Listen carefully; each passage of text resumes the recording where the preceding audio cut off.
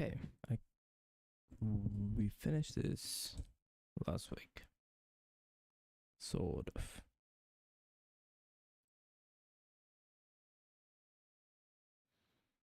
No, not yeah, except the gamepad, because don't have a gamepad. Let's go. Sound. Ooh, I'm a bit skeptical about sound. Is there any documentation on sound? No. Not here anyways.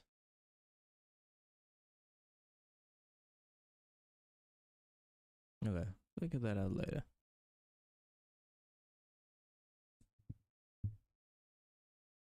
Recording. And there we go. Hello, everybody, and welcome to what is, I guess, day 7 of Handmade Hero. It is hard to believe that we have already gone through 7 days, but we have got a lot done. We now have our own window rendering, and we actually have our input working, even on gamepads. Before I get to sound today, we're gonna try and get sound working today. Probably take today and tomorrow, I'm guessing, to get sound working, but we're gonna give it a shot. Before we go to that, I had a couple corrections I wanted to make from the emails that came in. There were some good points that were brought up, and a couple things I just wanted to show real quickly based on the email. I think everyone should see. It's great getting email from everyone. Actually, it's really satisfying because having more eyes on the code is almost always good. Because people see, catch a bunch of things, and people are trying different things and all that sort of stuff. So first thing I want to point out, someone noticed that, and this is a good idea, is basically that when I wrote these, I was a little absent-minded when I wrote the stub functions here. The stub functions for our fake X input calls. So when X input isn't actually found on the machine, and you want to have those stub calls in place so that you don't crash. What we probably want to do here is actually return the error code that says that the devices aren't connected. Because right now we're returning 0, and that's normally, in my world, 0 means that the call failed. But in Windows world, because they do the whole thing where the error codes are actually sort of a series of different integers that can get returned, 0 is actually defined as error success, I believe. So what we'd want to avoid doing is returning a value that would make the caller to the stub code think that it actually had one. Yeah, you can see right here, error success is actually 0. So what we'd rather do is take a look at xInput getState and see what we can return that will make whoever's calling the stub function think that there is no controller, because hey, if the library's not loaded, effectively there isn't. So error device not connected is a better thing for us to return here. That'll result in us working a little more similarly and seamlessly in the case where the stub function gets called. Hopefully that makes good sense. Basically that was just me being absent-minded and forgetting that 0 is my kind of error code to return, not Windows. Windows, 0 means success in that particular case. It doesn't always, but in that case it does. Oftentimes it doesn't. Different parts of Windows are written by different people, so there's not a lot of consistency there. All right, so the other thing I wanted to talk about was right here. Someone was saying, and I didn't actually know this was completely news to me. I don't really have any experience with Windows 8 because I haven't shipped a game in modern times when Windows 8 was around. Last time I was involved in looking at code that was shipping, it was Windows 7. And so basically, this call will actually fail on Windows 8 because it does not have xInput 1.3. It has xInput 1.4 only. So basically, 7 is likely to only have 1.3. 8 is likely to only have 1.4. So what I'm going to do here is basically put in a to-do that says, test this on Windows 8 at some point when I can. But also what I'm going to do is I'm going to go ahead and do a layered approach here where I'm going to ask for 1.4 first, because we can use 1.4. And then after that, assuming that we cannot actually load that because it can't find it, then we will try to load 1.3. So basically I'm just going to make it so we try 1.4, which is the more recent version, we try 1.3, and then assuming that we get either one of those, this will evaluate to true, and then we'll be able to get the functions that we want for pulling the xInput device. Now there's two other things I wanted to mention, and these are not things we're actually going to fix right now because we're going to get to them a little later, but thing we should mention, sys key up and down, those are actually where the Alt F4 for closing the window comes in. So if you were upset about the fact that your window now no longer closes when you hit Alt F4, that you have to go and use the actual close button, you can actually come in here and, well, I said I wasn't going to fix it, but you know what, I could totally fix it. Let's say you want to come in here and make Alt F4 still close the window. Well, since we are now handling that sys key up down, we are the people who are going to have to choose to handle Alt F4. So if we decide that the VK code equals VK F4, then what we're going to do is we're going to set that global running equal to false to kill our application. But we also need to do one other check here, right? Because we need to make sure that the Alt key was down, right? We need some way of figuring out whether the Alt key was down. So what we're going to do is we're just going to take a quick look over at the actual documentation here, because I believe the Alt key is just in the codes that get passed for this actual message. And so we won't really have to do much work. We'll just be able to look at one of the bits, I believe, and see it. So let's take a look here. Indicates whether the key is an extended key, reserved not used. The context code, the value is 1 if the Alt key is down, 0 if it is not. Let's see. I think that's right. I don't know. Let's find out. That's a little weird the way they have phrased that there, but let's give it a shot. So that is actually in the L param. So the L param is going to have that bit set basically if if the Alt key is down. So I'm just going to check to see if that bit is set, and if that bit actually is set, then we're going to see if that VK. Oops, that's not good. Why? Boy, off to a good start today, people. I don't even know what I'm looking at here. Let's try that again. You know, some days on the stream you get a little absent-minded. I tell you, it's hard to always keep in focus. So let's make sure that's right. 29, that's good. So we're just going to check if that bit is down, and if that bit is down, we are good to go. And I'm going to do this guy again, just so we don't get a performance warning on the bool, which we would if we were compiling in another mode. Save that story for a different day. All right, so let's go over to devenv and take a look at what happens when we hit F4, just to make sure that we're actually fielding it properly. Let's take a look here. Off we go. So the first thing I'm going to do is I'm going to hit F4 just to make sure. Oh, no, that did not work at all. What's going on here? Alt key was down, is set to true. That is not what we wanted at all. What am I missing there? I feel like that should not have happened. Am I misinterpreting the documentation? The value is 1 if the Alt key is down when the key is pressed.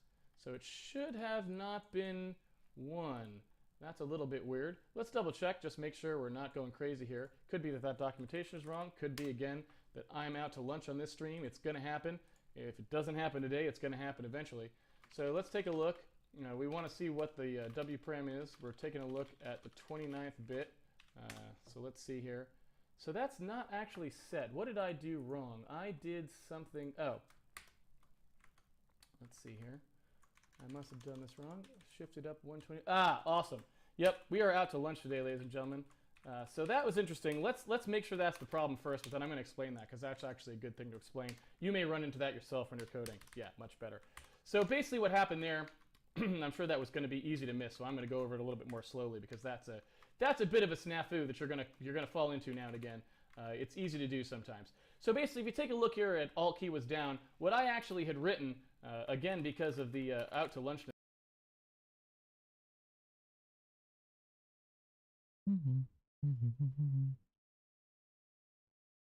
Oh, I guess he missed the brackets.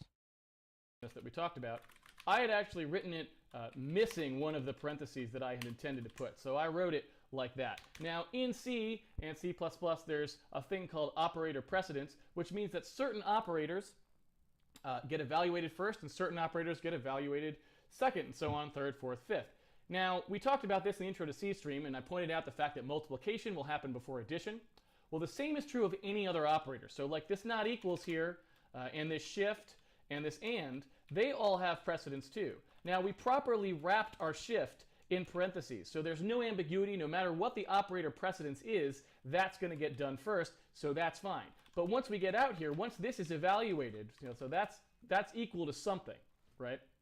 Once that's evaluated, C is going to look at this and it's going to go, the compiler's going to say, well, I've got two operators here, and I've got not equal to. I'm going to evaluate whichever one has higher precedence. Now, in our case, this ended up having the higher precedence. That's just how it's defined. And so that ended up meaning that it would do this operation, eval not equal to 0. Then it was going to and that with the lparam, I guess, is what ended up happening. And of course, since eval not equal to 0 will equal 0 or 1, the lparam probably had the low bit set. I don't know if that's likely or not. Let's take a look. The repeat count for the message, so it was probably 1, which is exactly what we would have expected. On the second time through that loop, for example, the repeat count would have been 1. So that will evaluate to true. So all we had to do to fix it was to actually wrap the thing in the parentheses that I was trying to type in before and totally failed to do. So we make that extra parentheses say we got to do this and first, and then we check for the not equal to 0, which again turns it into a 0 or a 1. And that's something that actually I don't often do, that extra not equal to 0 or 1. Maybe now's a good time to talk about that too, just while we're on this first little preamble. So usually what I do is I don't use bool. I don't usually use bool because bool is defined in C++ to have some kind of odd semantics. Basically, it's defined to have to kind of be either 0 or 1 in some sense. The reason that I say this is because if you notice, when we've got statements that are like this, when we do the bool was down, if I were to get rid of this, and I don't know if this still happens, this is something that at least happened in the old days. I'll show you what happens when we try to compile our code with optimizations on, basically. So let me load up that build.bat file. Where is our build.bat file? Code build.bat. So if I want to do optimizations, I don't know if O2 does optimizations. It's been a long time since I've done that. Maybe not. Maybe WAll does that. Let's see if we've got it here. Here you go. So this is the warning that you will get, basically. It says forcing value bool to true or false performance warning. So basically what that means is if you take a look at what would happen in the case that I wrote here, if you take a look at what would happen here, what it's going to do is it's going to AND the value of lparam with 1 shifted up by 30, so the 30th bit. So the result of this is either going to be 0 or the value of the 30th bit being set. It's not going to be 0 or 1. So if you assign this to a bool, C++ has to generate code that basically checks to see whether the value is 0 or not, and if it's not 0, change it from that 30th bit being set to just being 1. Now the kicker is we didn't care. We were going to do this this comparison here, right? Oh, well, I guess so in this case, no. Okay, I don't feel so bad about this one. I don't feel that we were going to actually do it because we're going to do a not equals here. So in this case, we actually did care what it actually was because we want to be able to compare the two. But in a lot of cases, we don't care. So in this case, for example, we don't actually care. This just has to be something that's non-zero. So we're actually wasting some time by actually doing it that way. So typically what I'll do is I will actually just define my own type there. I'll define basically a bool that's actually an integer. And the bool, so I will do something that looks like this, typedef int32 bool32. And basically, so the only thing I'm doing there is I'm saying, hey, by the way, whoever's programming this, I intend this just to be a 0 or not 0 value. I don't want to care necessarily about what the value is, but I don't want the compiler to keep shoving it into this 0 or 1 state. So I will often do that, and then I'll just omit this. That's what I will typically do. So maybe we should start doing that because that's what I normally do. So maybe I'll just put that here just so you can see it. That's something that I typically do. There's another thing that I typically do. I don't know if I'm going to do on this stream because it doesn't seem like it's necessarily such a good idea. So I'm going to leave. I'm going to just say that that's probably all we really need to do for now. Have that extra bool in there, and then we'll go forwards from there. All right. We're going to turn off that wall because, man, looks like you really can't compile with wall and include those Windows header files. Those Windows header files are just filled with warnings. Look at all that. I don't know, maybe you got to turn on something else to get that to go away. I'm not sure. That looks new. You used to be able to compile with WL, I thought. Maybe not. Anyway, Windows header files causing a little bit of a problem there. Not much we can do about it, but in the future, maybe we'll just get rid of Windows.h and solve that problem. Okay, so we are now at the point where we should be handling, I believe, our Alt F4 properly. So F4 does not exit, Alt F4 does. That is what we wanted. So I said I wasn't going to show how to handle it, but I did it anyway. There you go. So the reason we had to do that again was just because basically Windows is only going to send you that syskey down message because it doesn't actually know if you maybe had something in particular you wanted to do with the Alt and the F4. I don't know if it's like the same thing. Oh, a bit loud. I noticed you could bind to the window manager. So I'm guessing all of these would sort of be handled. Blah, blah, blah, blah, blah, blah. WM something.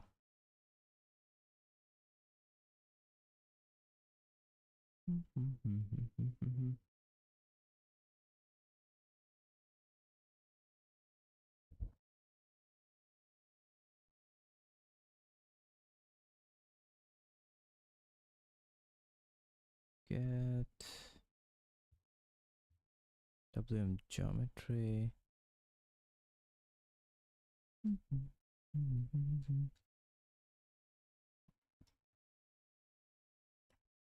I don't know if it's called bind.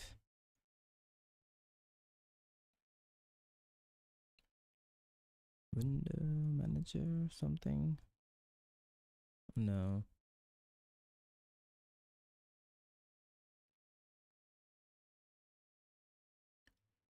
Bind window to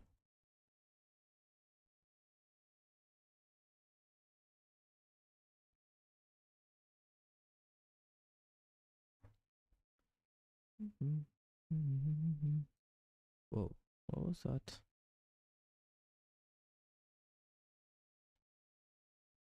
Interesting. Can you even do that?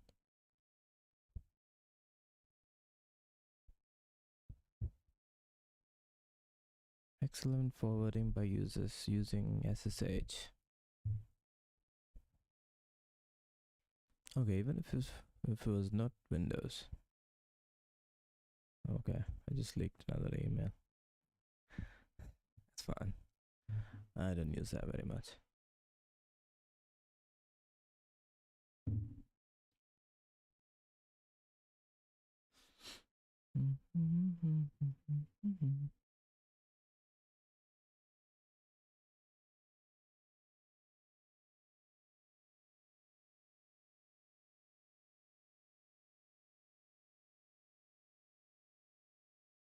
Okay, I'm getting distracted now.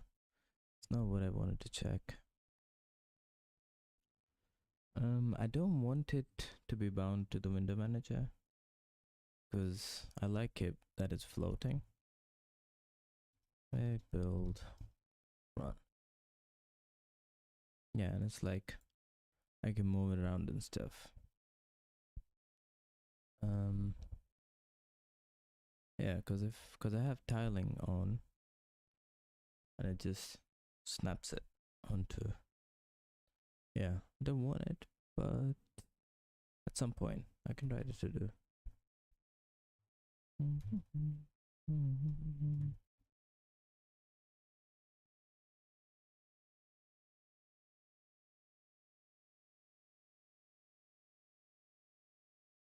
Yeah.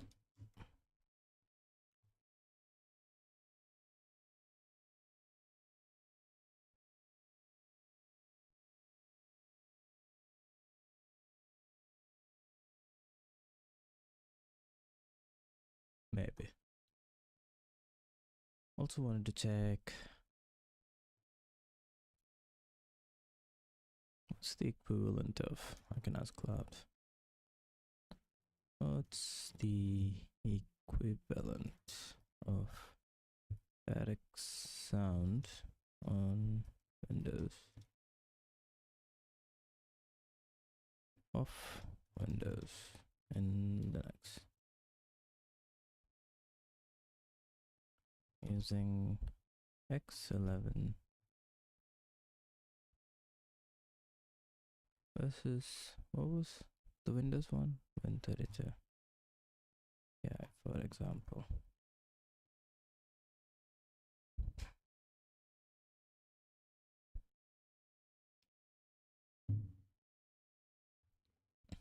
Oh, Pulse Audio.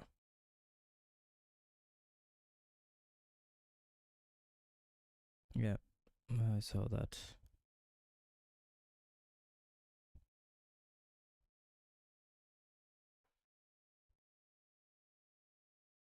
What is ALSA? I'll see. Okay. I have used Pulse Audio a little bit.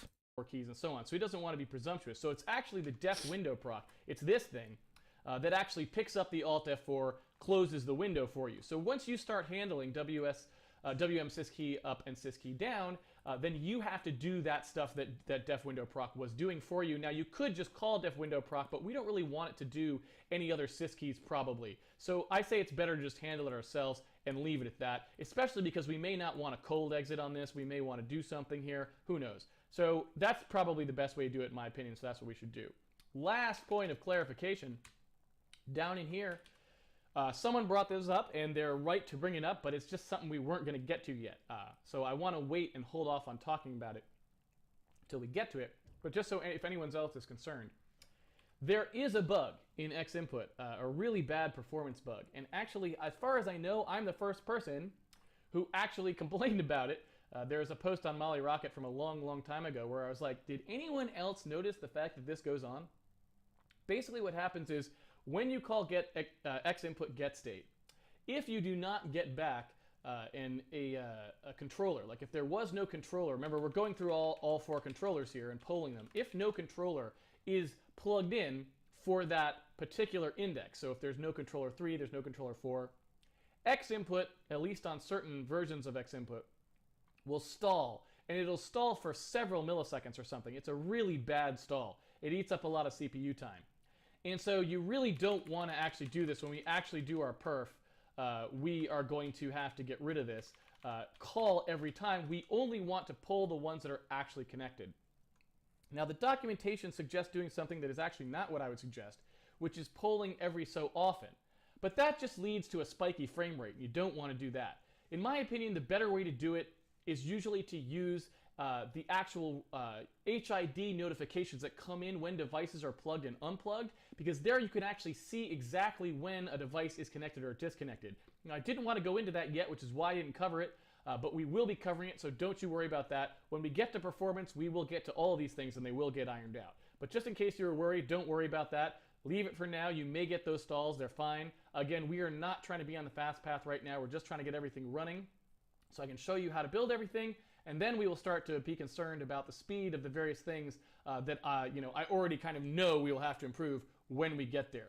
It's usually best to not crank turn that optimization ratchet though until you've got everything working, because your optimization is a very precise, very serious thing that takes a lot of attention, and you don't want to be going at it willy-nilly, and you don't want to be doing it in code that you don't absolutely know you're going to keep, because you're going to waste a lot of time if you do that. All right. That is the end of the clarification, so it is almond milk time, I think, pretty much without a doubt. Almond milk time. And then we will get started on direct sound. Heaven help us. Okay, a little bit drippy there. That was not the cleanest almond milk take. I'm going to admit that. Sometimes, this is kind of like I didn't type in those parentheses correctly. Sometimes the almond milk gets a little away from you. That's what happens. All right, so basically what we need to do is first, and this is why I say it's going to be a little rough, first I'm even going to do a little sketching here. This sketching is brought to you, of course, by, you know what, I think I still have his name written down. This is brought to you by Kurt Karteltepe, in fact, the person who actually sent me mail and told me how to fix OBS so that I could actually run at a reasonable frame rate with tooltips still capturing. And so I think I can actually draw somewhat speedily enough to actually do a diagram here. Yeah, it's pretty bad. Well, I don't know. It's not great, but I'm going to draw anyway. It's better than it was, so that's something. All right, so what I want to do here is just give you a little bit of insight in how we're actually going to be outputting sound, because it's a little bit wonky. We're going to be using direct sound so that we'll have reasonable compatibility with older systems.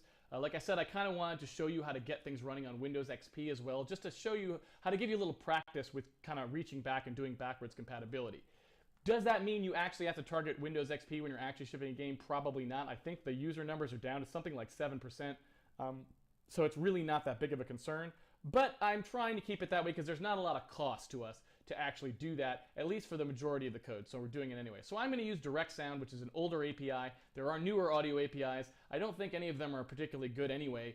They're probably all 6 of one, half dozen of the other. But you might get slightly better latency and things like that with going with the newer one. I'm not sure. Point being, the way the direct sound output works in the way that we're going to be doing it is basically you allocate a buffer of sound. This is my buffer. This is, the 0th byte of the buffer, and this is, some number n out of there. Wow, this is really slow. Thought it was going to be good, but it wasn't good. And basically, this buffer is circular. So what's going to happen is basically direct sound, will play along and it'll play along and it'll play the sound. And essentially the hardware, whatever your sound hardware is, playing the song. And when it gets to the end, it just comes right back around to the beginning again. So it's just going to be constantly looping this buffer. So we're basically going to allocate a buffer that's maybe, it's pretty long. Maybe it's like 2 seconds long, let's say. A nice big buffer that's like 2 seconds long. And audio these days, as you can see on most things, is like 48 kilohertz, right? Oh gosh, what is that? What is happening? This is awful. All right, there we go. Audio is basically 48 kilohertz these days, which is 48,000 samples per second, right? So basically we're going to have either 48,000 samples in this buffer if we do 1 second, or we're going to have, what is that, 96,000 in there. Basically we're going to have some large number of samples. And of course what we're doing is we're going to be running this game at 30 frames a second or 60 frames a second, depending on the CPU and all sorts of other system things, the resolution you're running at, that sort of stuff. So we're looking at outputting, something like I want to say like 800. Hey, Scaredev, do you do code reviews? I mean, if I don't have to, no. I do it at work, but that's about it. Or something like this, I don't know. We're basically going to be outputting 48,000 divided by 60. In fact, you know what? I could actually just do that if I really wanted to, I suppose. If I was being diligent here, 48,000 divided by 60, 800. All right, guess I didn't need to do it. We're going to be outputting about 800 samples per frame to line up with the video, right? Because the video is showing for 1/60th of a second, let's say, and we're going to output 800 samples for that. That is roughly what we're going to be doing, but we cannot, obviously, wherever direct sound is playing, wherever direct sound happens to be, let's say direct sounds, I shouldn't say direct sound, the hardware is at a particular location, let's say, right? Let's say the hardware is there or something like this. Well, if the hardware is there, we can't actually write directly into there, because if we wrote directly into there, we would basically have a problem where where it was playing would get past where we were trying to write before we finished writing into it, right? Because there's a bunch of latency in just the writing as well. So what we actually need to do is we need to write a little bit ahead of wherever it actually is, right? So we're basically... I won't do it right now, OSKDev. You can leave your repo in my Discord, and I can check it later time and you can remind me later. I can do it after the stream if you want. We're going to have direct sound is going to be playing and the hardware is going to be playing somewhere, and we're going to be writing somewhere ahead of it. We're going to write in our new samples that go along with the frames that we're outputting, and then when, actually as direct sound catches up, it'll just play through those and off we go. So we're always a little bit ahead, right? Now when we talk about the game loop, when we actually go back and do the full-on game loop stuff, probably starting next week, maybe the week after that, there's a little more subtlety here because it deals with how you structure things. There's stuff to think about, like where you're actually going to do the page flip, right? Because you can imagine if you're viewing some frame, let's say that you're viewing a particular frame that got flipped somewhere around here. So the user is viewing a frame of the video. God, this drawing is so amazingly awful. I'm going to have to tune this sometime. Maybe we'll do a practice stream sometime where I try to get the settings so that I can actually draw. So if we're viewing a frame and we're going to view this frame, let's say this is 1/60th of a second here. So this is 1/60th of a second, right? That's what's going. And it's even Windows that's ruining my stream. It's this stupid. It's that thing. I don't want that thing. That's awful. I got to turn off pen input, I guess. Maybe we'll just go right to the mouse and just do it this way. There we go. 60. So this is 1/60th of a second in here, let's say, right? The user's going to be staring at this picture for that full 1/60th of a second. And so what we're going to do is we're going to be building the next frame. Like in here, in this time, this is where we're calculating the next picture, right? We're doing the rendering and the game updating and all that stuff to generate this picture. So we would also want to output this piece of sound. So we want to output this picture and this sound together, and ideally we would be writing into the location of the buffer that lines up with where we expect to page flip, right? The problem with this, it's actually really hard to do that because the page flipping happens usually on the V-blank in the old days, but could actually happen anytime now with like NVIDIA's crazy syncing stuff. And there's a deep pipeline sometimes involved, so we actually don't know where these are going to be shown. There's all this kind of stuff that gets in there that makes it more complicated than that. But it's just something to be aware of, like trying to think about the audio sync. On any given frame, you're computing the picture that's going to get flipped at some point, going to start being shown, and the audio that's going to play behind it, ideally. And that's kind of the way to think about it.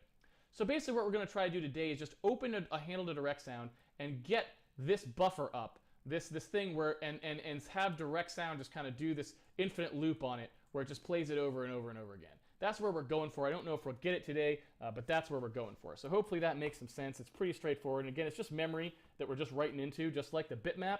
It's the exact same thing we did with the bitmap. We're just open up a buffer that we can write our own sound into, and then that sound will just play out the speakers, which is what we want.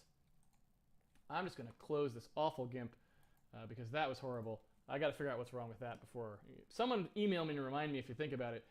Just, man, to fix that, because that drawing was horrid. Okay. So, what we need to do here, if I remember correctly, and we'll have to look at the docs, but if I remember correctly, you can't really get your direct sound going, I think, until you have a window. So basically, we don't want to do it up here. We can load X input, we can load at any time, so that was a good time to do that, but we can't actually do that with direct sound. I think we want to do that a little later. So basically down in here, after we actually know that we do have a window and the window is actually open, then we're going to do a Win32, I guess we're going to call it load D sound, because we got to load it and then we also got to open it as well. So we'll basically call it that. Maybe I'll call it Win32 init D sound, because to some degree that's a little more accurate since we're doing more than just loading it. So anyway, we're going to have this here. Maybe it'll return something eventually, but basically we're going to have a little function here to initialize direct sound. And what that's going to have to do is it's going to have to do a couple things. So the first thing that we're going to have to do is we're going to have to actually load the library, which is what we did before, right? We're going to actually load dsound up because, again, you know, if for some reason dsound wasn't installed on the machine, it's unlikely, but let's say it wasn't, there's no reason to not be able to play the game. You'd have to play the game without sound, but at least the game will still run. So we don't want to say that you have to absolutely have dsound. So we're going to have to do that. Then we're going to have to get a direct sound object, because basically direct sound is object oriented. That is the way they chose to implement it, unfortunately. It's kind of a COM, it's this thing, the component object model. It's a whole thing in Windows that I'd rather not actually have to go into if we can avoid it. So it's just a nightmare. It's basically a thing that they decided to do that was about trying to sort of have an object-oriented model for how things are called in Windows, and where you can ask about what interfaces things support and all this kind of jazz. It was a complete train wreck. Awful, just absolutely awful. Bad idea. But unfortunately, that is the way that these APIs were exposed at the time. That's just how they wrote them. They were not clean like the X input one where you just get a couple calls and it works. This is a lot messier. So we're going to have to get a direct sound object. We are going to have to essentially create a primary buffer, which is basically sort of it's holdover from the original version of direct sound where you wrote directly to the sound card in some sense. They don't really let you do that anymore, but you still have to create a primary buffer, which was supposed to be the thing that was on the sound card, so that you can set the mode of that in the old school way of doing things. And then we're going to create a secondary buffer, which is the thing we're actually going to write to, if that makes sense. And then after that, we will just start it playing. And then we should be good to go. That should actually give us sound on Windows in theory, if I'm not forgetting a step. And in here, there's a couple things, like there's a cooperative mode that you have to set that kind of tells it what you're doing and these sorts of other things. All right, so first of all, we need to load the library. We already know how to do that. We're basically doing that exactly the same way that we did it for X input when you look up here, right? We're doing that exact same thing. So we're just going to load library dsound.dll, if I'm not very much mistaken. We're just going to go ahead and load that up. And then assuming that we actually find the library, then we're going to do these additional steps here. So in order to get a direct sound object, I believe we have to get proc address on direct sound create. So basically this thing right here that we were doing, this sort of situation from before, we got to do that, and I think it's called direct sound create. I'm going to take a look and make sure that's actually true, because I don't remember a lot of these things by heart. I gotta be honest with you. So direct sound create, much like I was doing before, I basically want to verify all this with the actual yeah, this is it. With the actual documentation. Now, fortunately, this isn't the actual documentation. This is somebody asking about the actual documentation. That's Direct Sound Create 8, which I didn't actually want because we don't want to require 8. We have absolutely no reason to require it, but it doesn't look like I've got a lot of other reference here. This does actually look right, but I'd rather read the actual documentation. That's a little unfortunate. Well, what are you going to do? I guess we'll muddle through this the old-fashioned way. Like I said, it was going to be rough. We're using an older version of the API, which means you kind of end up in some sticky situations sometimes. So let's go ahead and include dsound.h here, I guess, and make sure that we actually have it, and we do, so that's good. And then I'm going to go up here, and I'm going to just go right ahead and open that up. We'll just say, let's see what it's got in it, because that'll help us out. So let's take a look at Direct Sound Create. Here we go. This is the actual call that we wanted, looks like. So I'm going to cut and paste that out of here, and I'm going to go ahead and do our standard get proc address maneuver exactly the way that we did these guys. So I'm going to say pound define h result win API, and then we're going to do a name here, and this is basically our direct sound create, and so we give it a name, and that will initialize it right there. It's going to take one of those, it's going to take one of those, and it is going to take one of those. Now, one of the things you may ask me to do, and I don't blame you, is to explain to you what these extra things are, like p-unc outer, and I am perhaps disappointed, perhaps pleased to say I have absolutely no idea. I know it has something to do with the COM interface thing, that weird old thing that used to do, but I have never actually had to use those things. I have never had to use that pointer for anything.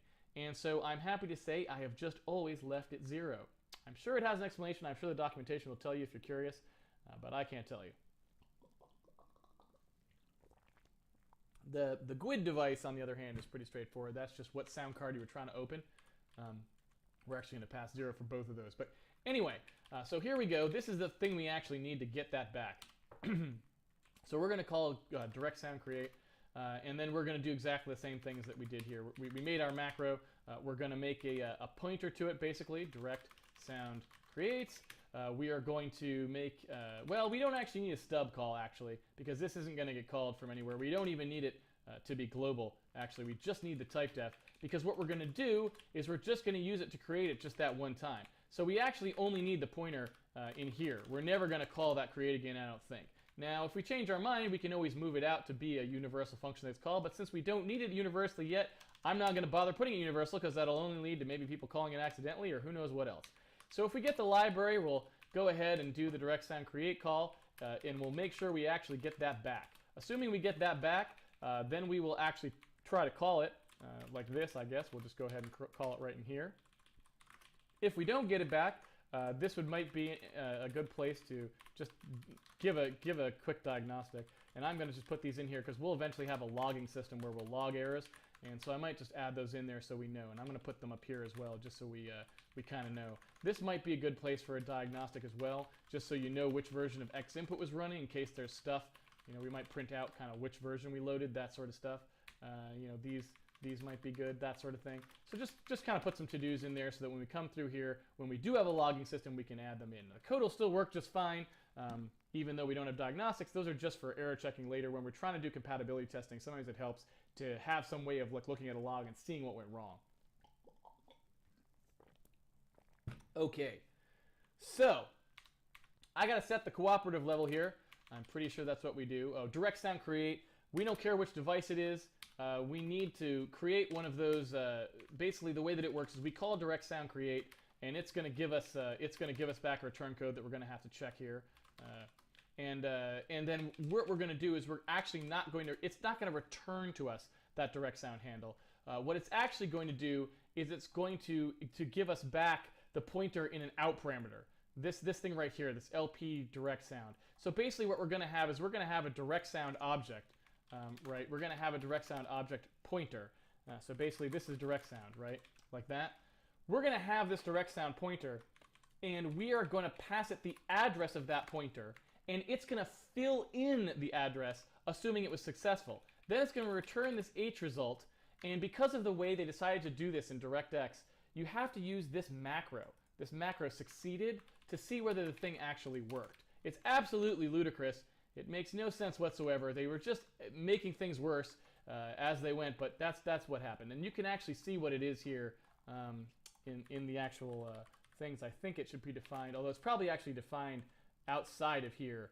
I don't know how to actually show you where it's defined because it's going to be up in some kind of other API definition. But basically all it's doing is it's checking the return code of this for a specific value, like the kind that we were doing before when we said we had to check for that device not connected kind of a thing, this sort of a thing, and error success. Remember that? It's doing that kind of check basically. But I think they managed to make it even more complicated than that potentially.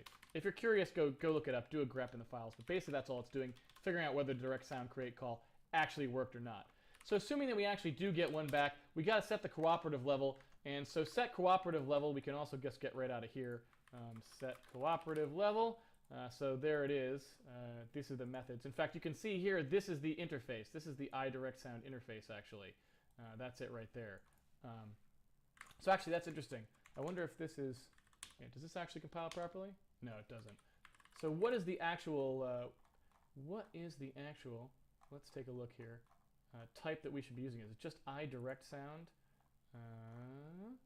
iDirect Sound 8. I'm not entirely certain. LP direct sound is any direct sound, but what is this actually defined to be?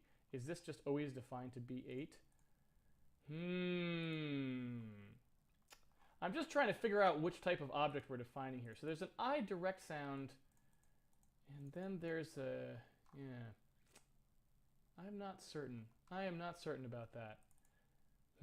So I guess we'll just use their actual definition. I'm trying to decide what would be... Basically what I want to know here is what's the most proper way to actually do this. LP direct sound is a pointer to a direct sound, but I was wondering what direct sound is defined to point to exactly. If it's designed to point to a specific one, or if it's designed... Yeah, I was a little hazy on that. Like I said, it's been a long time since I programmed anything like this. We should be fine because we don't actually call anything specific. We're just calling the very generic direct sound stuff. So I guess probably the best thing to do is just to use the type that they originally defined, which is LP. Hang on, I'm gonna make some notes because I'm gonna forget this soon. Redraw, resize. Yeah, I can do it here. Init, audio. I'll just leave it as void for now.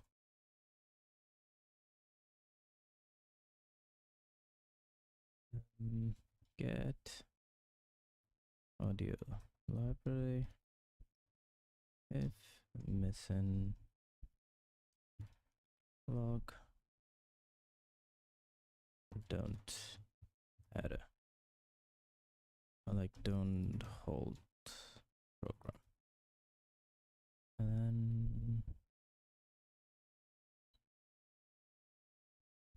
I guess that's it for now. We're still trying that X sound. Wonder what it's like for pulse audio.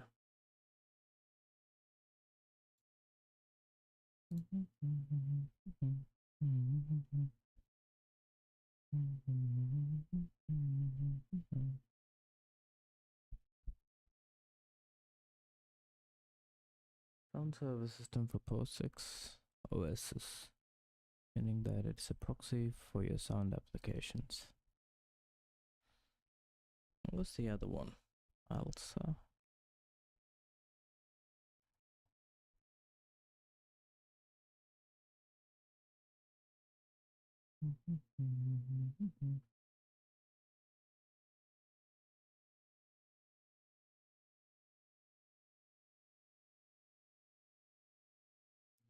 Audio interfaces.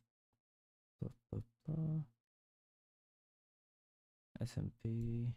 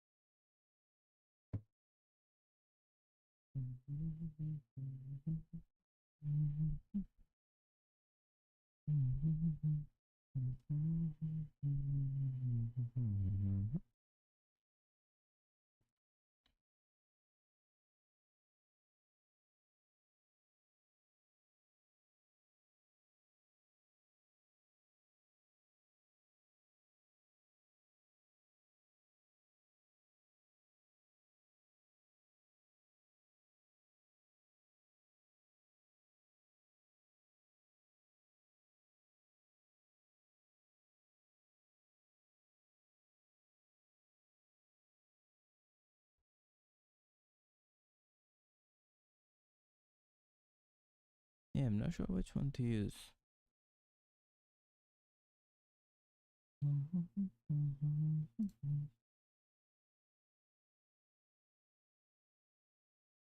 Sound server for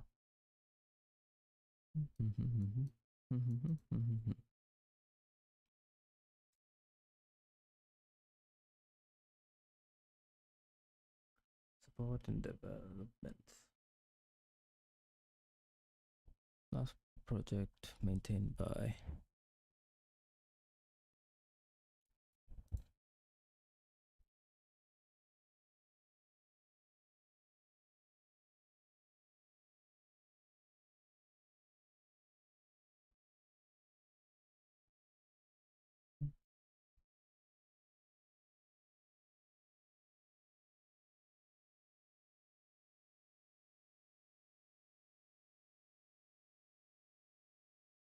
Can I find the documentation?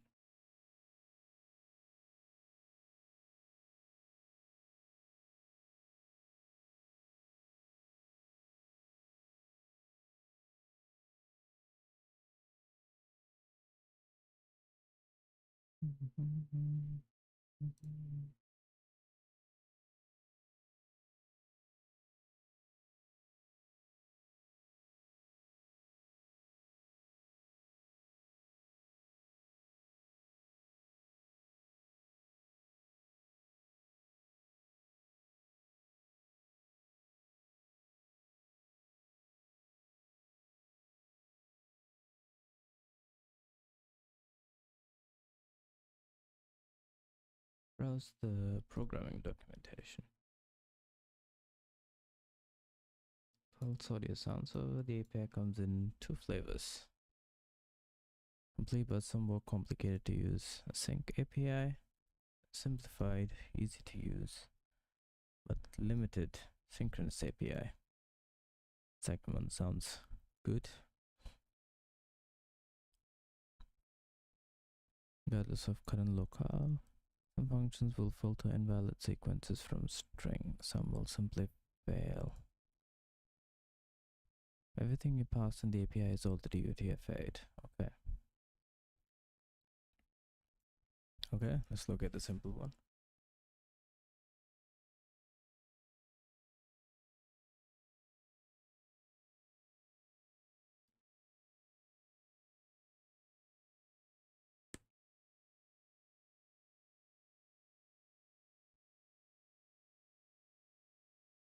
Get a PA simple, sample spec.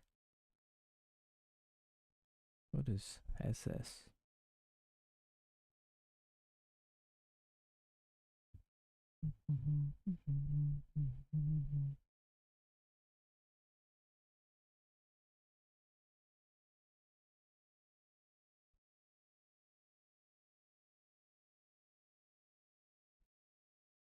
What's the header file?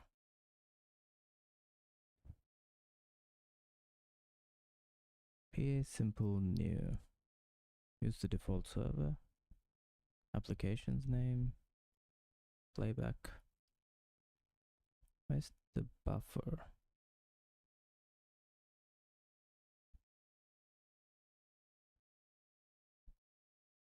Okay. What is S again? PA simple. Simple.h. Guess that's easy enough. Connection object. Okay. What do you do after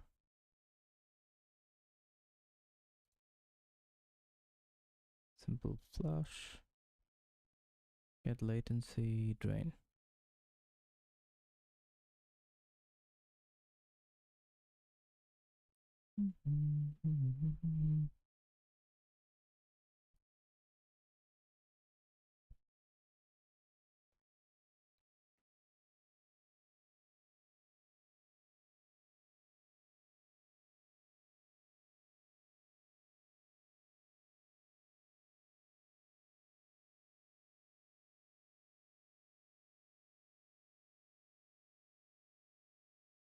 Format, channels, rate.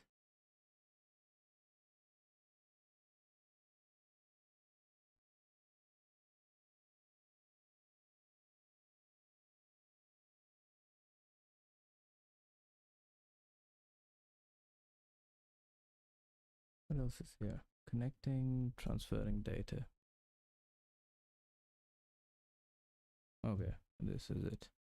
Once a connection is established, data can start flowing. Using connection is very similar to normal read-write system calls. The main difference is they're called read, write.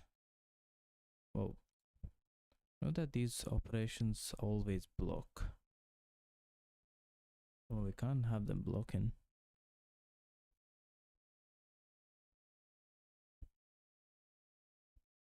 Int star as the header, size the void star. That's the data.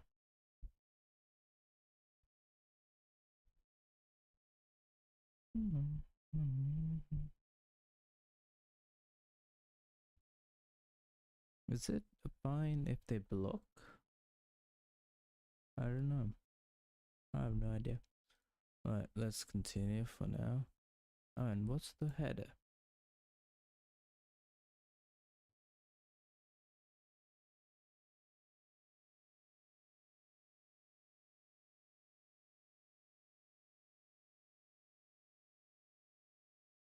I check out this one too.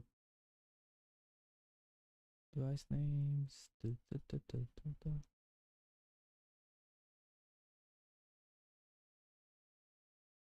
Documentation.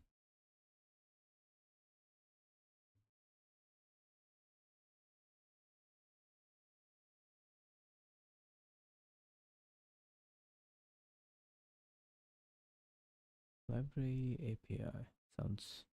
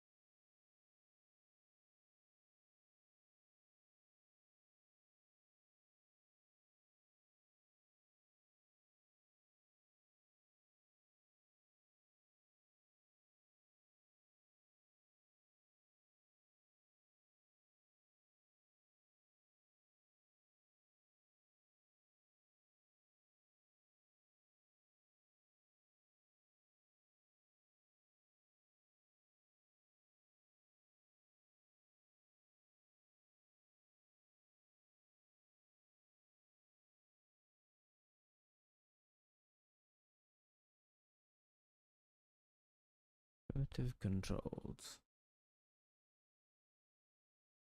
Driver name. Do I even care? Oh, I think this one looks quite low level. I don't need to be that low, do I? I don't know. Well, it's either one of these, or maybe that's a third option that I missed. Direct sound, which is just saying a pointer to a direct sound object, and we'll pass an address to that. And if the header happens to define that to only be 8, that should be fine for our purposes, because 8 ships on Windows XP, I believe, so we should be good to go with everything. I don't know if we need, for some reason, direct sound 7, but I'm not sure. That's something we'll check. So maybe we'll slap a to-do in here and say, double check that this works on XP, direct sound 8 or 7, because we're not actually sure, and I think we're going to want to actually test it so that we'll know. Conjecture is not going to work for a lot of these things. Windows compatibility is always a lot of fun. All right, so anyway, if we're going to go do the, we don't need to do that. We need to do the set the compatibility mode thing that I was saying, set cooperative level. So set cooperative level, I don't think there's anything special that we have to say. We're just going to set the normal level, but I think you have to do it, if I remember correctly. I don't know if that's actually true anymore, but I'm pretty sure you have to actually say this and say which one you're going to do. And so we don't actually need anything in particular. Oh, you know what? Okay, so we actually do. So if you look here, normal is what I was saying. Oh, maybe we just do normal, but I don't think we actually want to do that. What we want to do is do priority probably, so that we can actually set the sound output format to be equal to the format that all of our sounds are in. Like I said, we want to do 48 kilohertz probably, and we want to do like stereo 48 kilohertz, something like that. So we want to be able to set the sound card to be outputting in that. Now, in the old days, that mattered. I don't know if that matters so much anymore, because it may be that all this stuff just goes to the kernel mixer anyway, and it all gets munged and all that stuff is fine. But we're at least going to do it in a way that was correct at the time. So we're going to go ahead and pass. That priority as well. So as you can see here, like I was saying, there's actually a. Oops, that was not the right thing to copy. It's the window. So we're going to need the window handle here. If you remember, I was saying we actually need to have a window up before we do the things that we want to do. So that's exactly why, right? We've got to tell it what window handle we are, so that when we tell it we want priority, I guess it ties that to the window handle so that when our window is active, I'm assuming, basically what it does is Hey, Garib audio file. when our window is active, it'll make sure that the sound card is playing in that format and so on. So we're going to do that. I don't think we're going to actually check that return code because honestly, if it can't set it, there's not really much we're going to be able to do about it. So what we could do is we could go here and say, you know, if it didn't succeed, if it didn't do its succeeded thing, then, well, I guess we'll do if it succeeded, and then else we'll put a diagnostic here just so we can say, oh, hey, by the way, we weren't able to set the buffer format, but we're still going to continue with the rest of the stuff we were going to do. So if we want to set the buffer format, I think that's where we have to do this primary buffer thing. So I'm going to go read the docs here because, like I said, don't remember this stuff that well. But yeah, so we're gonna take a look at how you actually do the create buffer here. Let's sync this. I'm assuming we can sync this for direct sound 8, and we should be able to get all the calls that we actually have to call. So basically, I think what I want is just create sound buffer here. I think that's all we really need. And that's basically another one of these kind of semi-generic calls. It's going to pass a buffer description. It's going to give us back. It's exactly analogous to this call right here. We pass it in a pointer. And I'm not sure if I need to create the primary buffer if we can't set the format. So I'm going to do it in here for now, but then we'll take a look. So basically, we're going to try and create this buffer. We're going to have a pointer to a direct sound buffer. This is the primary buffer. We're going to pass that in, and it's going to give us back the pointer. Again, we don't need that unc outer. That's COM, more of that COM nonsense we don't actually need, but we probably do need the buffer description. That's something that we actually do need to do. So we're going to have to define this buffer description here, and we're going to have to give that a bunch of attention because I think it's got a number of members in it. So assuming that we can create this, and I believe this is another succeeded if I'm not very much in error, then we'll be able to set its format. So in the DS buffer desk structure, it's got a few things. It's got the size, so primary buffer.dbw size, and the size is basically just equal to, well, you know what? Why am I doing it in here? That's the wrong place. I'm probably going to use a little trick here, I think. So I think, if I'm not very much mistaken, let's take a look. I think they often tell you you've got to zero these things before you actually use them. I'm not sure if that's true, but I feel like they often do. Yes. Application, no, well, no, that's not it. Let's see here. I'm gonna look at the web at large. So let's take a look at create sound buffer and zero struct. I feel like, or whatever, zero memory, I think it's called. Let me take a look here. I believe that this is the convention that you always have to actually do. Yeah, it does. So I don't know why they didn't say this in the docs, but they almost always force you to do this. They force you to clear the thing to 0 before you actually pass it. They always say to do this, and they do it in all their docs. I don't actually really know why. I think it's so that if they extend the structure later, your code won't break. You'll be able to recompile it, and it'll just work and clear the extra things to 0. I'm not really sure, but basically I'm going to cheat and do a little shorthand here. Since the size is the first member, always of the structure, I'm just going to go ahead and do this. Because basically what that'll do is that'll stick the size of the thing in there, and then it'll clear the rest of it to 0. Off we go. Lovely, isn't it? It's kind of a bit weird, but might as well do it. All right, so then we got the flags. Let's see if there's any flags that we think we need to set. In here, let's see. 3D we don't need. Frequency control we don't actually need. Effects processing we don't need. We don't need pan. We don't need volume. We don't need position notification. We don't need global focus. Let's see. Let's see. No, not well. I mean, I don't know. Do we want global focus? Do we want the thing to keep playing? Probably not. I don't really know. We could think about that one. I'll put a to do in there to take a look at that one. I don't actually know. I don't recall ever using that one, but maybe I did. I'm not sure. Let's see if we want that one. Lock defer to a hardware resource that play. The buffer can be assigned to hard or when this is called. I'm not sure about that one. We don't care about these, whether they're hardware or software. I'm not sure why we would actually have to call those. Primary buffer, that one we do need to call because this is the primary buffer. So that's one of our flags for sure. And let's see. We don't know whether it's on board. Sticky focus. So auto roll position direction, the buffer is muted. True play position.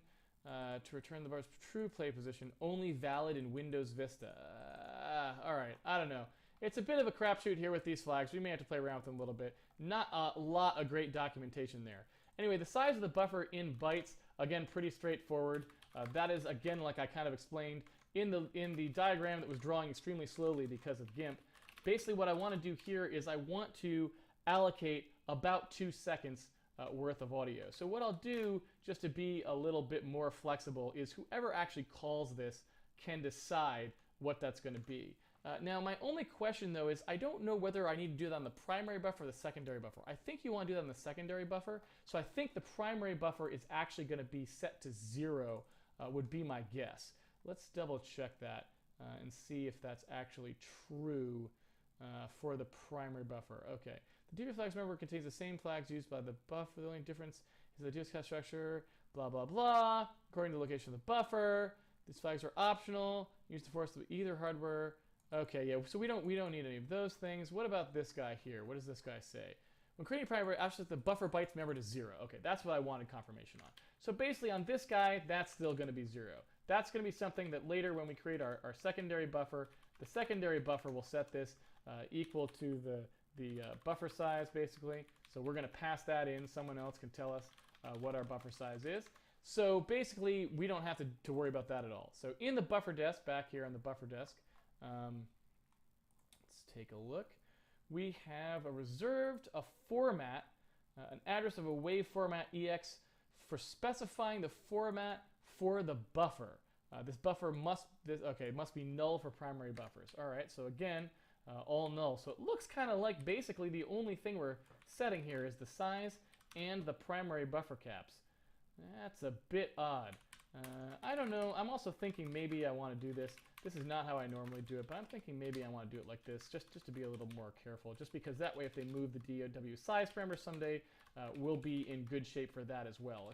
If I just stick it in here, then maybe they could rearrange the struct. I don't think they ever would, but just in case they do. Maybe it's a bad habit to show people. So let's just leave that like that.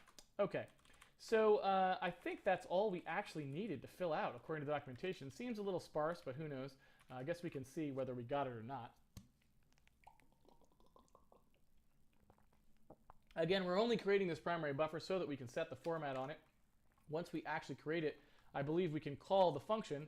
There's literally a function called setFormat, and it's on the actual buffer. So when we get back this buffer, excuse me, I think there's just a call that allows us to set the format that it is playing in. That's getFormat. That is setFormat. There we go. And so if I want to call setFormat, there's the primary buffer. We'll call setFormat on waveFormat EX is the thing that it wants. So we got to fill this out here. So there we go. WaveFormat EX. WaveFormat. That, again, we're going to go ahead and initialize that to 0 because that seems to be what they want us to do to everything. Can't hurt. This is not performance code at all. Clearing things to 0 can only help us avoid bugs, so you might as well do it when you don't care about the cycles. So there we go. and then we will call set format with that, and there we go. All right, so W format tag, that is the format. Basically, they only support one, it looks like, for our purposes, which is the PCM format there, which is basically just the straight ahead audio, 1 or 2 channel PCM. That's what we've got. I assume that's true. I assume. That's what we're going to go with for now. Again, like I said, it's going to be rough with audio. So many things to set for such a simple thing. Channels, I think we want stereo sound. At the very least, we want to play our music in stereo, but we'll probably also want our sound effects to kind of maybe pan a little bit, that sort of thing.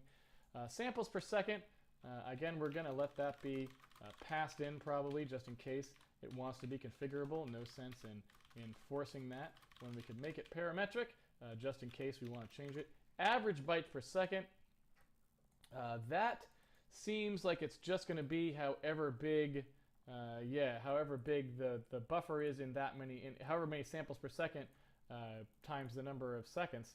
Seems like that would be, well, and times the size of the thing. So let's take a look here. Bits. Let's finish this out. Bits per sample is the number equal to 8 or 16. So basically, per sample, we can decide whether we want 8-bit audio or 16-bit audio, and we're going to use 16-bit audio. I mean, that's what a CD is, right? Everything is 16 bits in audio, and we'll kind of, I don't really want to get too much into how sound is recorded yet, because we're going to talk about that when we actually write our mixer, which is where we're going to be dealing with sound samples a lot more. So suffice to say, just like a CD, we're going to use 16-bit audio. Not 8-bit audio, because why not? Might as well get it the extra resolution. It'll sound nicer. The block alignment is the minimum atomic unit of data for the W format tag format type. Block alignment equal to the product of n channels and bits per sample divided by 8.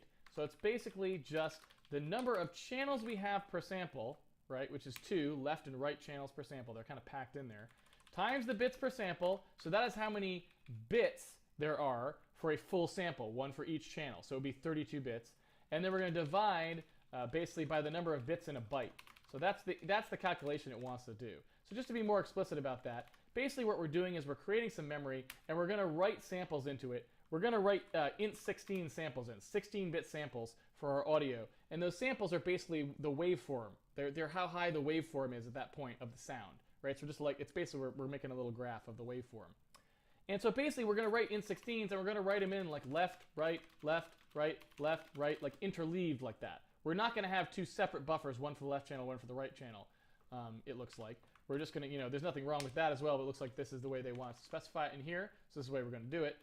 So basically what they're doing is they're basically asking us to do the computation of how many bytes per sample there are, and the number of bytes per sample is the number of how many bytes per single unit of the channel, so including the left and the right. So basically in this thing where we were like left, right, left, right, left, right, they wanted us to say how big is this in bytes, right? And so if this one's 16 bits and this one's 16 bits, you add those together, you get 32 bits, and then they wanted it in bytes, so we got to divide by 8, right, which is going to basically be equal to 4. So all that is going to boil down to 4. Then what they want to do is they want the n block align times the samples per second for the average bytes per second, right? Because however many samples per second there are times basically the size of one whole sample. Although the odd thing about that is they're kind of mixing words there, if that's actually true. Because if they're calling a sample, in here they're saying there's a 16 bits per sample, but really they mean 16 bits per half a sample in that sense, because they're only talking about half the channel. But I'm pretty sure what they definitely said it, at least in the documentation. They said n channels and bits per sample divided by 8. So that's kind of mincing the words there in some sense, I would think. I don't know about that. I don't know about that. It's a little bit hazy. I don't love it. I don't love it, people, but that's what the documentation say. We have no extra information appended to the end of this. We don't have an extension or anything, so we're going to get rid of that. So basically, we have one problem. If we fill out the structure in order, of course, Microsoft did us the favor of basically making a bug. If we actually fill out the structure in the order that they told us to fill it out in, well, we've got a problem. We're referencing block align before we actually write it. So we got to flip that around in order to make it so that block align's actually filled out by the time we actually need it to compute the average bytes per second. Okay, so then we're going to set the format there. We're going to set the format on the primary buffer, and I believe that that's all we actually have to call is just that. Give it the pointer. I didn't see any of it here. Oh, let's see. What's here?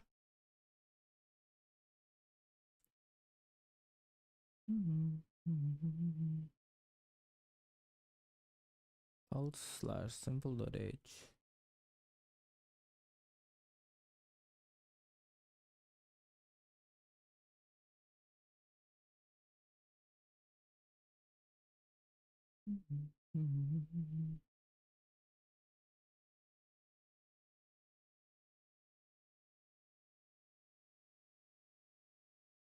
Oh, okay.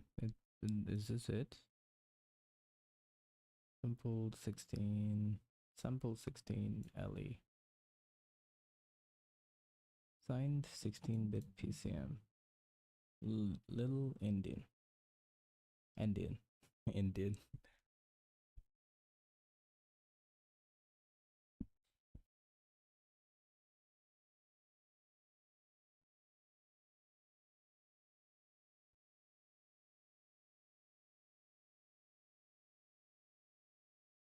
Bytes per second.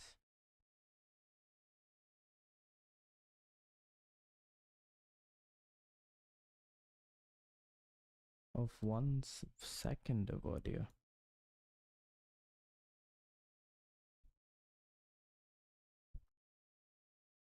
Interesting. Alright, let's go back. Alright, we need the simple thing. We need sample spec. It has format, rate, and channels. Okay. 2 channels. That's the rate. Sounds very similar to bytes per second. Unless it's not byte. Per second. Okay. It's the same thing.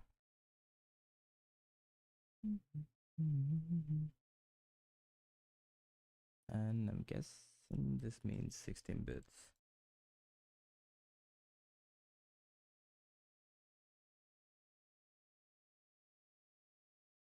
So if I'm correct, that is number of channels.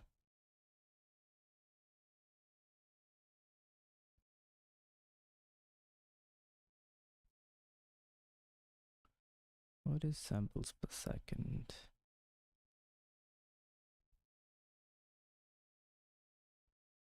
Okay, it's a value passed in.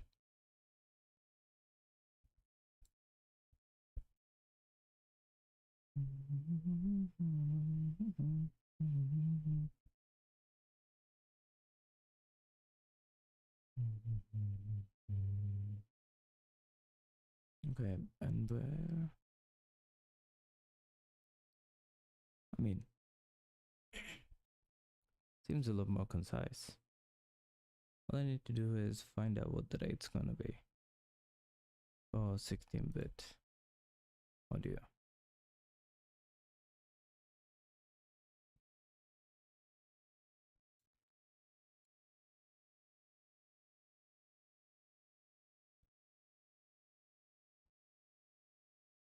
Create new playback stream. Simple new.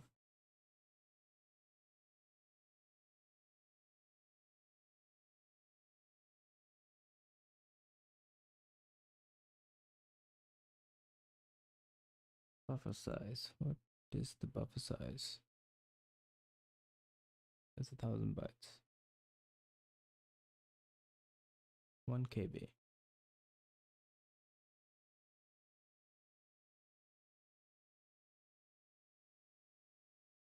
S size T R. Okay.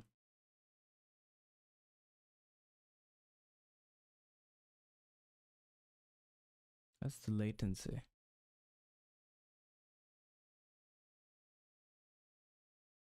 Where did it go? Okay, here. Type for USX specifications. Always 64-bit. Okay, gotcha.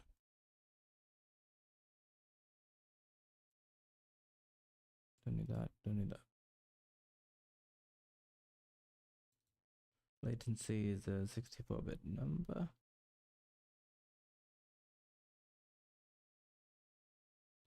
If latency equals get latency, return the playback or record latency.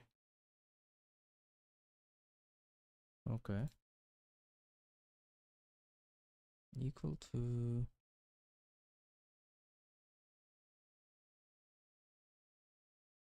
y minus 1.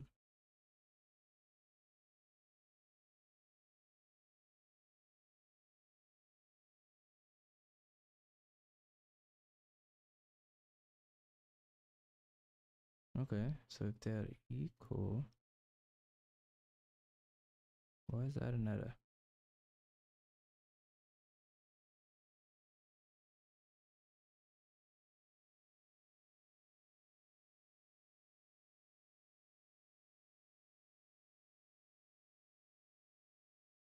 Yeah, I'm not sure I understand that. If latency that,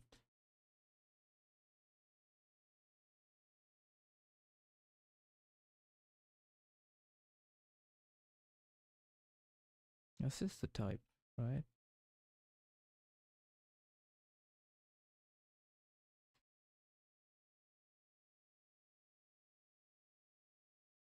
No, fuck. It's my chair.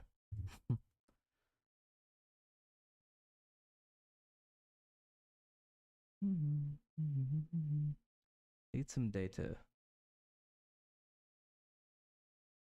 Where's the buffer? Okay. It's just a U8 of some fixed some fixed size. Sorry, an array of U8. Buffer, size of buffer. Okay, that's just reading from file.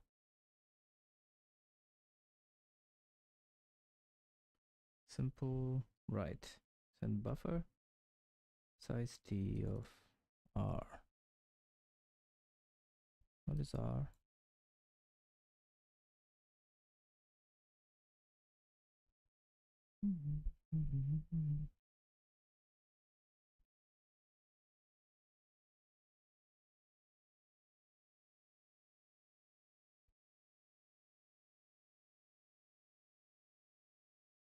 Okay, that's the number of bytes read from the file. Okay. Here. I think that's what read returns. I mean, it should be size of... Yeah, anyway.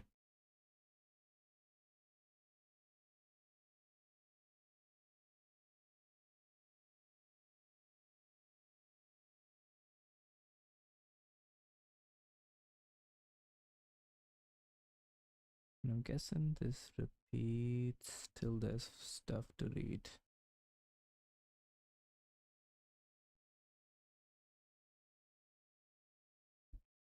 Okay.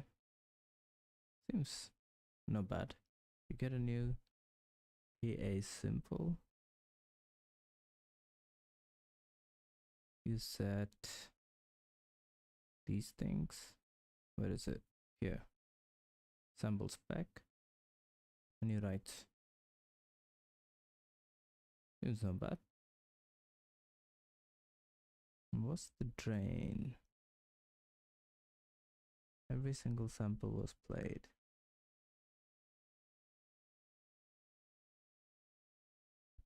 Okay. I mean, for now it doesn't seem too bad. And that's going to do succeeded as well. So there we go. We're going to basically have diagnostics everywhere here because there's so many things that could fail. That is One of the things that you absolutely don't want in APIs is tons and tons of failure points, but Microsoft has that in spades, unfortunately, and we are left to deal with it. Basically, every game programmer is left to deal with it. What can you do? Okay, so in here, now we have finally set the format of the primary buffer. So that's a good thing, and we'll be leaving that. And then we are going to, and I should actually put in the comment that said we were going to do that. It was up here, create the primary buffer. Then we are going to go ahead and create the secondary buffer, which is the buffer we'll actually play in. So really, again, the only reason for all of this stuff was literally just to make it so that we could set that format so that we wouldn't be doing any upsampling or downsampling. Now, again, I think the kernel mixer just does that stuff nowadays, so I'm not sure that it's actually helping on anything other than older machines. It's probably not actually doing much on newer machines, but what can you do? All right, so to create the secondary buffer, it's the exact same thing, nothing particularly odd. I think since we basically want the exact same format in both cases, I'm going to go ahead and promote this guy basically out to here so that we actually have the same thing when we go to create this buffer. Now, I don't know, the other thing that I'm wondering is if you can just duplicate the primary buffer, because you'll notice there was actually a duplication call here that basically allowed you to say, hey, I want a copy, duplicate sound buffer. So I think we might actually just be able to call that.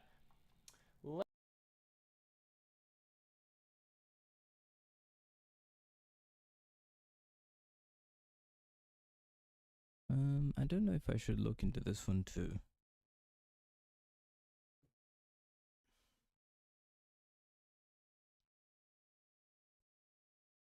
Do I have to download stuff? I don't think so, because I should be able to load it from... Yeah, because if it's not there, I just ignore it.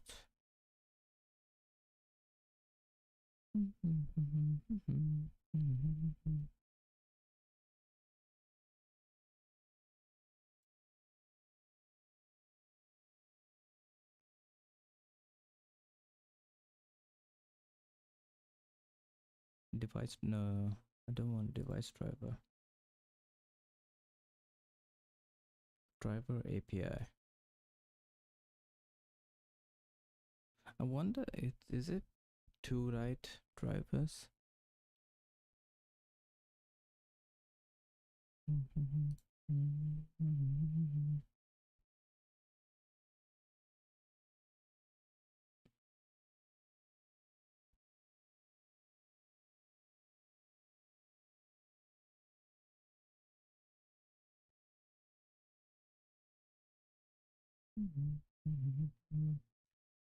Yeah, so that's the question, really. Good ask Cloud. I have no idea. Can I use Elsa to play audio in my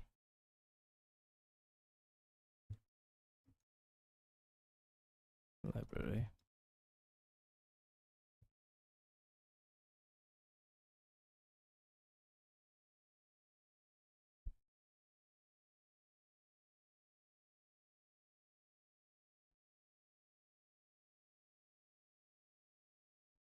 Lib A sound.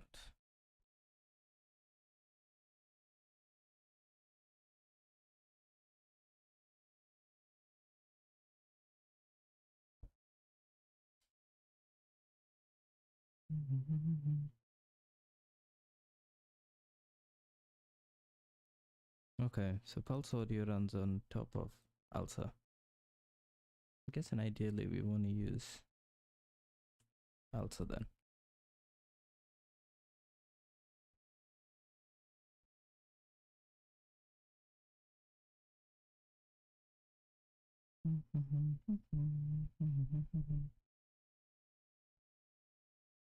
Okay, this doesn't seem too bad.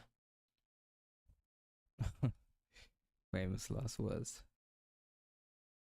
A sound lib. Question is, found EC sound.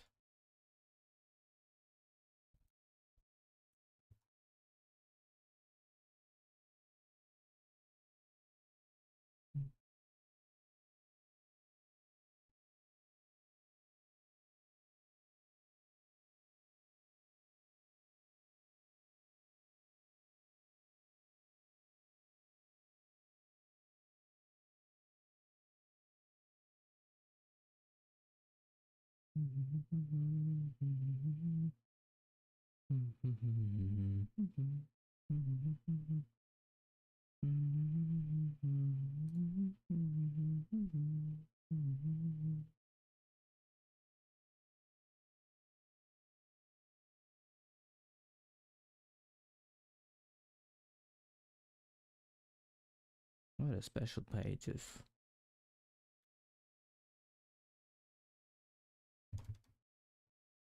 No.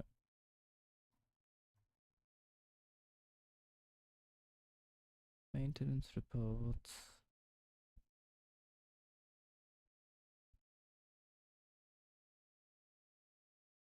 API sandbox.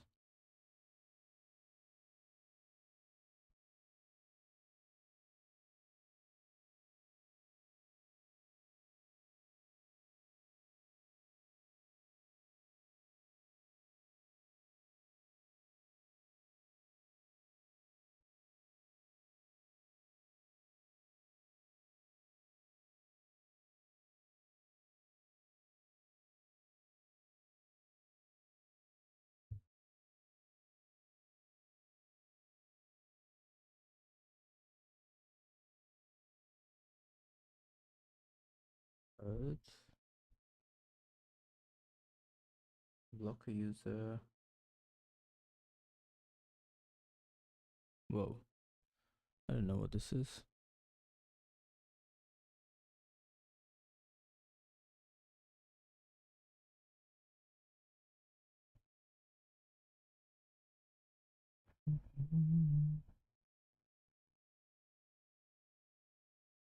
What is this documentation for? Create a bot. Yeah, this sounds weird. Don't want the special page. Let's go back to the main page.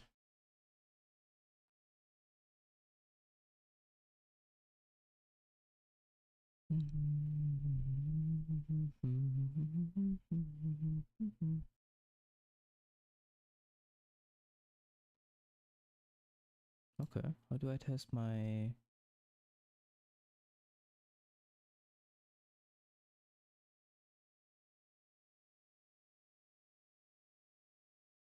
For testing...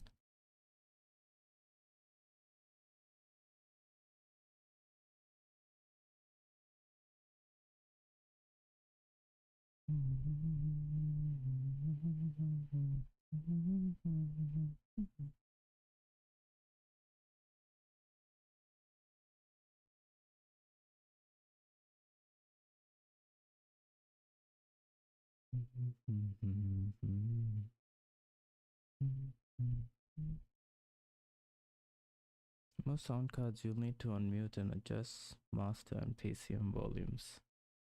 Don't forget to unmute it. Okay. Some devices have additional special mixer volumes, but usually they don't need to be adjusted. For testing the simple playback, use a play program.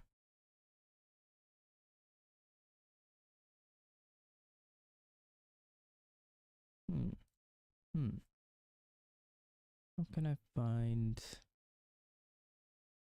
So I need the sound library. Developer zone.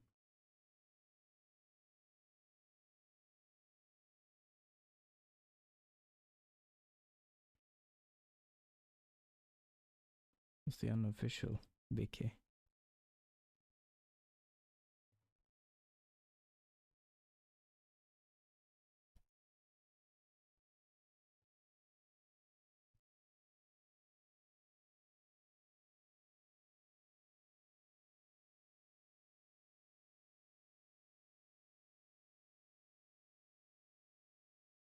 Sounds close enough.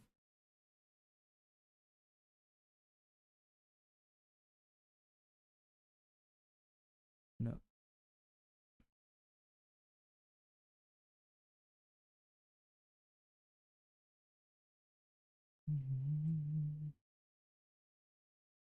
Damn, this is wild. Whoa, I lost it. Back. right here. I'm gonna put pulse audio on the side for now.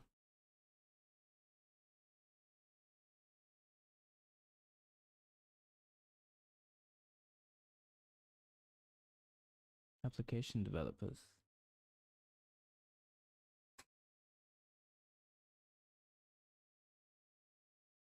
Yeah, looks. Well, I don't think it exists anymore.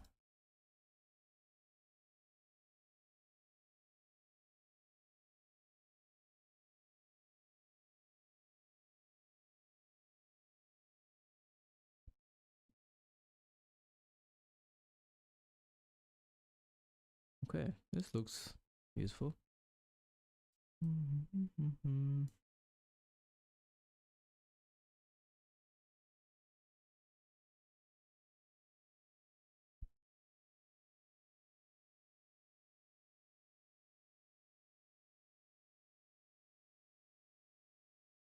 Open device, set parameters, write data, and then done.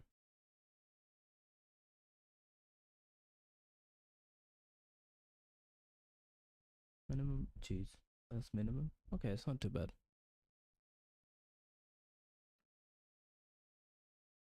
Okay, I think this is what Cloud suggested as well. Alright, okay, that's good. At least I have some. I don't need capture. Interrupt driven program. I can look into this. That's not too bad either.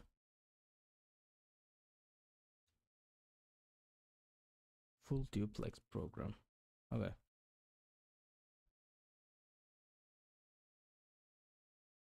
Not this one. Yeah. I mean, it makes sense to use this because when we write the mixer, it makes more sense to have lower level control. Let's take a look. What does it say? The duplicate sound buffer memory creates a new secondary buffer that shares the original buffer's memory. No, all right, so that we can't do. That's no good. That is not useful. All right, so we're just going to have to create it anew. It looks like that's not a problem. It just means we're going to have to use a different buffer description here. So here in the secondary buffer, we're going to have to pass a different buffer description. That buffer description will presumably have more things filled out in it. So then we're going to go ahead and pass that, get that going. Do the succeeded, oops, that's no good. Do the succeeded and then the set format. Well, we won't have to do set format this time because I think we can just pass it in the buffer description. Because remember, the reason we didn't do that before was basically just that we, excuse me, just that we couldn't actually say to the primary buffer that we actually wanted it, that we had to use the set format call. It's just the way it was defined for no apparent reason. All right, so in here, if we can create our sound buffer, I'm going to actually start it playing as well, which will be kind of amusing. It'll just be complete silence because we'll probably clear the memory as well. Oh no, you know what? We won't have locked it yet. So we'll probably want to do, we'll probably actually want to have a second call to start it playing. So I'm actually not going to do that. I'm going to hold off on starting playing. We're going to put that somewhere else. So I'm going to go here and just finish our secondary buffer description. I'm going to take a look at that buffer desk again and see which values we want in the secondary buffer, because obviously there is a bunch. Oops, that's not it at all. Buffer desk. Why are you not getting found, buffer desk? Where are you? You are not there. All right, well that's fine. I'll just look at create sound buffer, and then we'll get it off of that, because that's easy enough to do. All right, so here we go. DS buffer desk. Oh, that's why, because I've named it wrong. That was my fault. That was entirely my fault. Those should be DS buffer desk. Looks like to me. Okay. So basically, what I'm going to do here is I'm just going to double check to see what values we need, because we are not the primary buffer. So we're going to have to set the flags, get the size, and the wave format. So it looks like, oh, yeah, see what I said? I knew we wouldn't quite get it all done today. We're pretty close, though. We'll probably get it done tomorrow. Depending on whether we hit some bugs or not. You never know when those bugs will happen. All right, so we got a buffer description in there. And basically, we just got to set these flags to something that's useful. That seems like the primary thing that we're going to have to do. So the caps, let's see, in the flags. We don't want 3D or frequency. We didn't want any of these things. We didn't want any of that. We don't want current global focus. Maybe. I don't know if we wanted global focus or not. We still don't know. Lock defer. Don't need any of that stuff. Static. Don't know if we want any of that. Sticky focus. I don't know that we want any of these. It doesn't really look like anything we care about. The buffer uses a new behavior for the play cursor. In the first version of direct sound, the play cursor was significantly ahead of the actual playing sound on emulated sound cards. It was directly behind the right cursor. Now, if the flag is specified, we don't care because we really only need that right cursor, probably. Yeah. All right. Well, I don't know. We could think about using that for potentially some accuracy purposes. So we'll just drop that in there. But it looks like we don't really need much in the way of flags. We might not need anything. So let's take a look. All right. So create sound buffer. Oh, I just forgot. That's actually off of the direct sound object. That's just that's a method call. So we gotta call it off of there. DS buffer desk. Let's see. Cannot convert it to. Oh, that's great. That's not the right thing. I meant wave format. There we go. Again, static typing catches a lot of bugs for you. We have to pass the window handle here. And then, oops, that is not what I wanted to do. We don't have an H file for that yet. Then I want to go double check. Let's see, what is that went through to init direct D sound. I want to pass the samples per second, which we said for now will be 48,000. And the buffer size, which I guess will also be, let's see, that times the size of an int 16 times 2. So we'll just ask for that now. We'll kind of deal with how we want to do audio startup farther in the future when we actually know what's going on. But there we go. We'll actually try the init. Okay, set it to 48 kilohertz. What's the second? And farther in the future when we Times 2. Forgot what the second parameter was. There we go. We'll actually try the init. And why does it need window? Farther in the future when we actually know what's going on. But there we go. We'll actually try the init. And before our time is up, we can at least run it and see if we crash a horrible death. See if any of these calls actually work, and so we'll kind of know what kind of shape we're in for tomorrow. Well, we got the library. That was good. We got a handle direct sound create. It looks like we actually got the direct sound create as well. The cooperative mode was set properly. We succeeded in creating the primary buffer. Well, I should have put something in here so we could actually see if that succeeded. Unfortunately, we may be out of register now, so I don't even know. We'll fill this out and that one. All right, so the only thing I'm going to do just before we run out of time completely, we only have about 3 minutes left, so I'm just going to print out a diagnostic directly to the debug just to see if these actually worked. So output debug string A, primary buffer format was set, and then here also we will say secondary buffer created successfully. Spelling. All right, there we go. And let's see how we did, if those both actually worked. Let's take a look here. No, I do not see anything there, ladies and gentlemen. I don't know about you. I did not see anything. So that does not fill me with confidence. We may have still, it went so well there at first, but it didn't actually work. All right, let's take a look here. So we went in here, that succeeded, but that did not succeed. So set format did not actually succeed. And maybe I'm totally wrong that you can even do that. And that did not succeed either. So we were unable to create that buffer format. So we still have some problems. Basically what I'm going to go ahead and do then is I'm going to print out what the error code is just so we can see it. And then again, like I said, we'll kind of know what shape we're in. I'm sure we just have a couple things set wrong. There was a lot of stuff we had to fill out. So as you can imagine, there's a lot of accidental things we probably set wrong. Maybe some of you even caught them on the stream, and in which case it'll be easier for us to debug later. But basically, if you didn't, it's okay. We will be debugging it tomorrow, and I think we will have plenty of time to make that work. So I'm just going to pull this out here so we can actually excuse me, see what those error messages are. Again, so that way will maybe give us a little bit of a hint as to what we did wrong among the myriad of things we might have done. Yeah, so that fails. So basically looking at that, oops, that's no good. Looking at that error code, what is that error code? The error code is invalid arg, one or more arguments are invalid. All right, great. That's softly specific. That doesn't really help us at all. How much you want to bet the next one is the same? And it is. So basically all we know is we filled out something in the structures incorrectly. That's about all we get. And we're not going to have a lot more to go on now. Hopefully it's just something real simple. So, you know, again, like I said, it's been a long time since I've done this. I will go like double check my own code. It's probably just something really simple. So we should have no problem getting sound up and running tomorrow. That's the good news, because this is basically all the work there was. Once we get this loading properly, then you can go ahead and use the lock command to just write to the sound buffer, and sound will play. And that's most of it right there.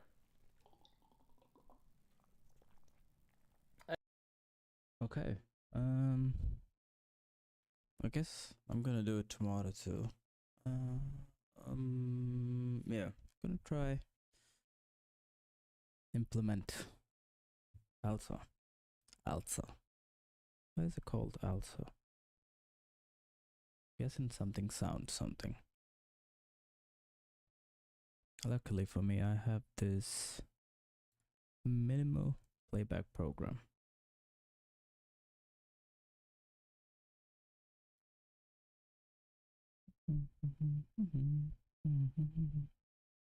The shiny, tiny buffer. Yeah, but this is exactly what I need. But I'll go through it tomorrow. Probably need to figure out. Oh, check that now. I can ask Cloud again. And can I load a system library dynamically so that if it doesn't exist, I don't crash my program. It is linked at build time, so I don't know.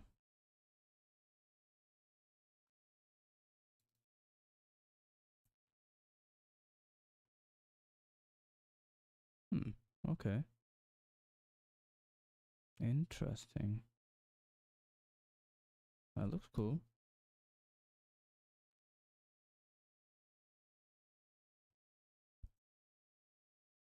With example also slash ASA. Excuse me. Dot H.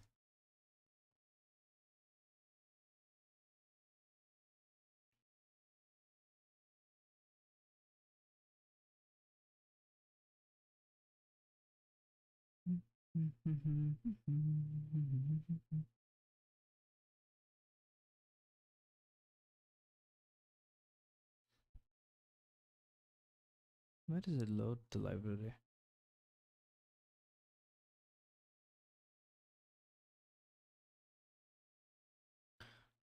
Right. So gotta define the types first.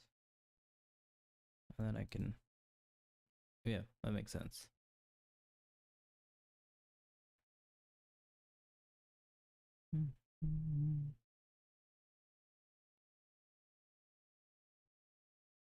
Okay, let's try this tomorrow. Standard. What's it called again? Dynlib. Sounds German.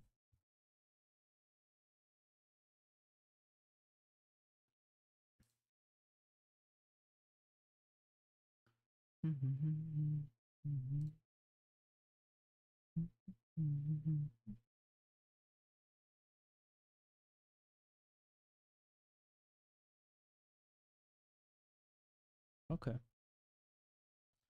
So two things to do. Well, few things to do.